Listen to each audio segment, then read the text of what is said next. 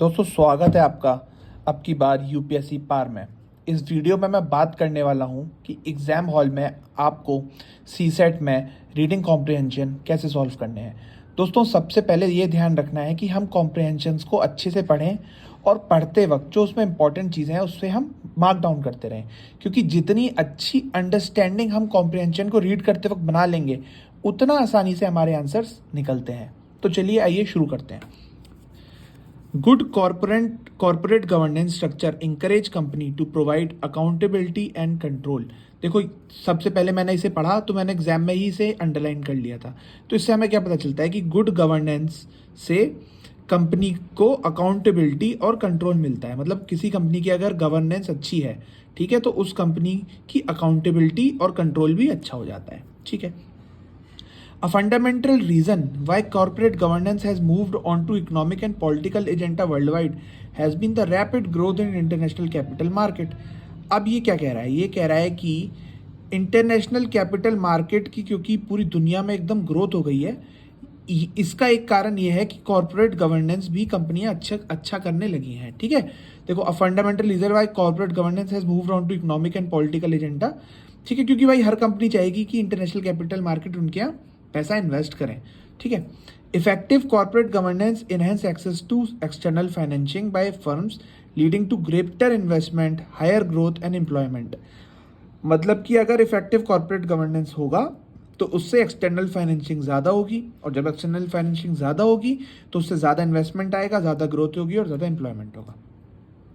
Investor look to place their fund where the standard of disclosure of timely and accurate financial reporting and of equal treatment to all stakeholder are met। मतलब investor वहाँ पैसा डालना पसंद करते हैं जहाँ standard of disclosure, मतलब हम अपनी कंपनी में जो भी पॉलिसी बना रहे हैं उसका disclosure, of timely and accurate financial reporting, हमारे जो प्रॉफिट लॉस है उसकी हम टाइमली और एक्यूरेट रिपोर्टिंग कर रहे हैं, और इक्वल ट्रीटमेंट दे रहे हैं सारे स्टेक होल्डर को। ठीक है। तो बेसिकली ये पूरा का पूरा पैसेज जो है बात कर रहा है गुड कॉर्पोरेट गवर्नेंस की, और कैसे उससे जो फॉरेन इन्वेस्टमेंट है वो हमारे पास आ रहा है। ठीक है। आइए ऑप्शन पढ़ते हैं।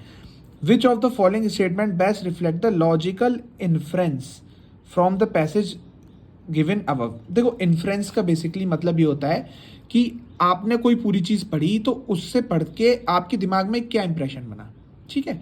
वो एक इन्फ्रेंस होता है कि ये मतलब कहने, ये जो हमारा जो राइटर है उसके कहने का ये उद्देश्य था, मतलब आपके दिमाग में ये मैसेज पहुंचाना चाहता था वो।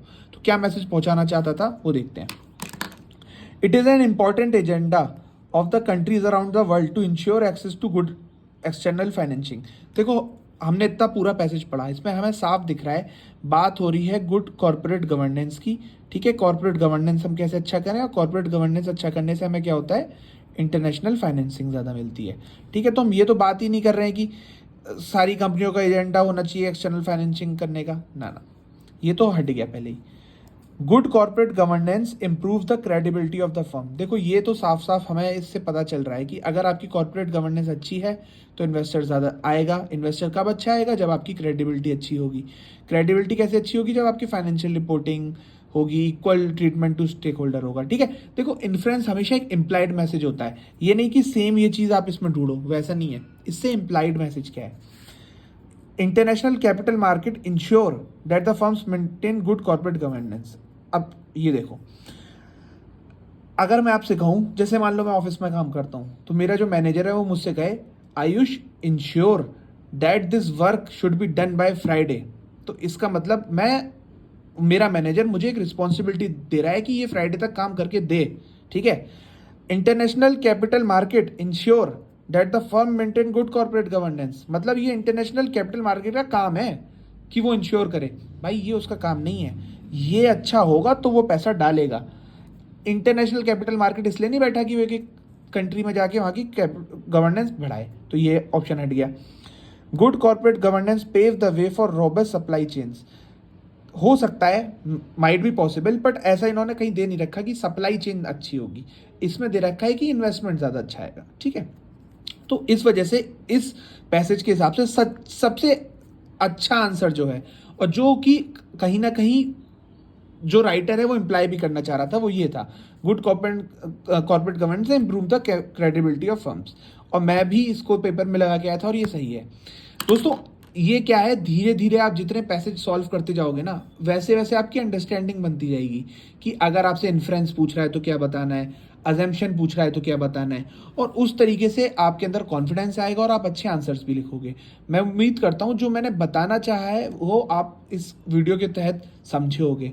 अगर आपको कोई भी डाउट हो या कोई भी क्वेश्चन हो तो मुझसे कमेंट में ज़रूर पूछिए और मैं बहुत ही खुश हूँगा आपको आंसर्स देने में। Thank you.